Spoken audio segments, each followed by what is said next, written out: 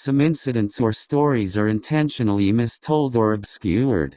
There is often a deeper, frightening truth behind it.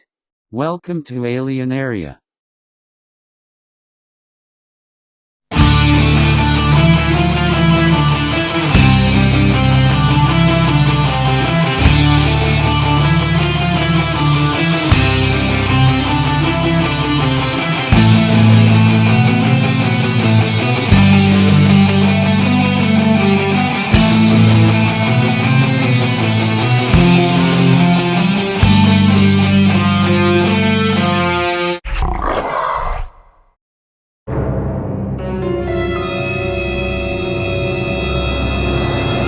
The House of Horror.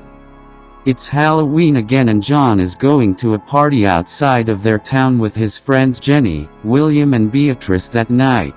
John lives in the town of Amberg in the Upper Palatinate, in the state of Bavaria in Germany. The Upper Palatinate is a rather quiet part of Bavaria. This area is sparsely populated and lives mainly from crafts and livestock farming. Many small villages celebrate fairs and music parties that are very well organized and very popular. The Halloween party also takes place in a remote village in Upper Palatinate. John loves Halloween. His father is an American and was stationed in Grafenwöhr at the U.S. Army base in Upper Palatinate. His father met his German mother here and decided to move to Amberg after their wedding. Unfortunately, he died a few years ago during a mission in Afghanistan. John misses his father very much and wishes he had quit the army. John's friends are triplets and have never met their parents. They were abandoned at the Maria Hilfberg Monastery in Amberg and then grew up in the orphanage. John has known his friends since school. He is their only friend. No child wanted anything to do with them. His classmates had respect for them. He could even say that it was more fear. The triplets were always together and also had exceptionally good grades at school. All three have gray blonde hair and their eyes are sky blue. Their skin is very fair and flawless. Even during puberty they had no pimples. John doesn't realize how quickly time flies. He looks at the clock and gets nervous. His friends will be there soon and he doesn't have his Halloween costume on yet.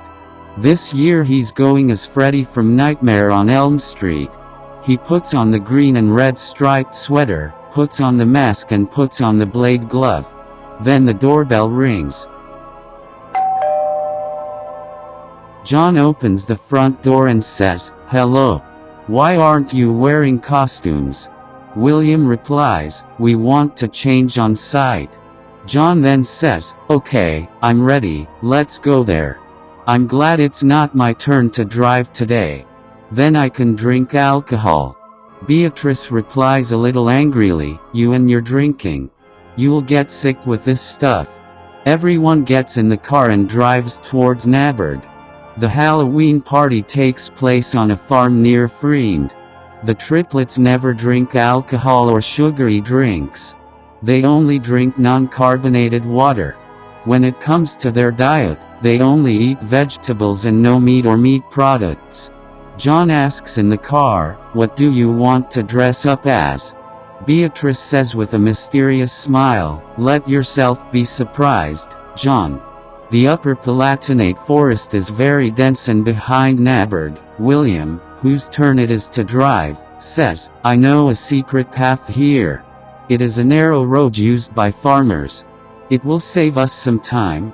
Everyone agrees and William turns into the narrow street.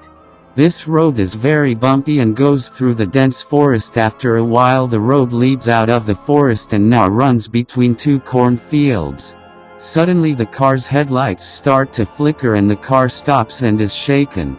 The engine, car radio and headlights go out.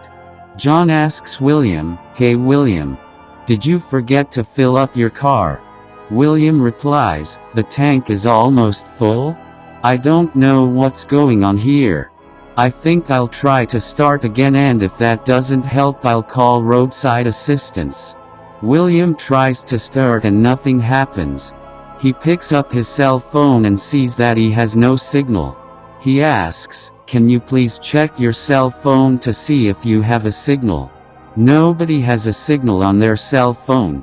They are so far out in the middle of nowhere that the cell phones don't receive a signal.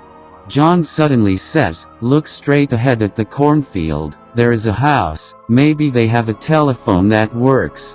Everyone gets out and goes to the house.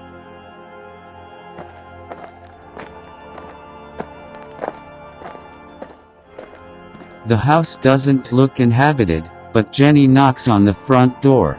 Nobody comes to open it. John moves the doorknob and the door opens. With his hand he feels his way to the light switch and luckily the light turns on. There is furniture and electronic devices and a landline telephone hangs on the wall. John says loudly, "Hello? Anyone there?" There is no answer and John says to his friends, "There is a telephone on the wall. I'll check whether it's connected." Jenny says, "Do it quickly. The place is scary to me." John goes to the phone and picks up the receiver. But the phone is out of order. He hangs up the phone and at that moment the light starts to flicker. John turns around and his friends are gone. John asks loudly, "Hey, where are you?" But no answer comes back. He thinks they must be somewhere in the house. John begins searching the house for his friends. He enters the kitchen from the hallway and turns on the light. Plates and other dishes are stacked messily everywhere. John feels like he is being watched and the kitchen lamp starts to flicker. Now the lamp starts to shine very brightly and then suddenly goes out. John can't see anything through the optical effect and then the light comes back on. He can't understand it. All the dishes are gone and the kitchen looks cleaned. He opens the kitchen cupboard and sees all the dishes neatly sorted and cleaned. How is that possible, he thinks. Maybe it's haunted here? John goes back out of the kitchen. He now enters the next room. It must be the bedroom. But this room is turned upside down.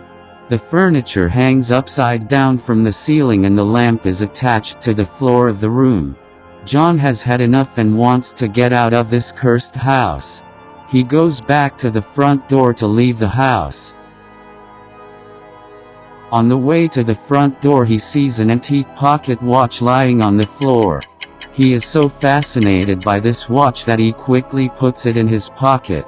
He is sure that no one lives here anymore and is therefore not worried about theft. John goes out of the house and sees a huge oval silver floating unidentified flying object above the house. Suddenly he hears his friends behind him saying, "Hey John, where are you going?" John turns around and sees his friends, but they have changed. Their heads are now twice as big, their eyes have enlarged with purple pupils, their ears have disappeared and their mouths and noses have become narrower. John realizes that his friends are aliens. The aliens say, "Happy Halloween." At that moment John is caught by a strong beam of light and drawn into the UFO. John screams, "No!" Everything around him blurs. John wakes up and is lying in bed sweating. He thinks what a nightmare and is glad it was just a dream. He feels something hard and round in his pocket. He takes it out and it is the pocket watch from the dream. Maybe it wasn't a dream. John wants to visit his friends and ask why they made such a joke on him. When he arrives at her house it looks as if it has been abandoned for a long time. There is a sign in the front yard that says "For sale." John doesn't understand anything anymore. He's gone crazy. Desperate, he calls the headmaster of his school and asks about the triplets. The headmaster tells him that triplets have never attended this school. Completely confused, he goes home and sees the pocket watch lying on the table. He examines it more closely and finds a secret compartment at the back. He opens it and a small photo of his friends is inside. On the other side there is an engraving with, "We will never forget you." End of the story.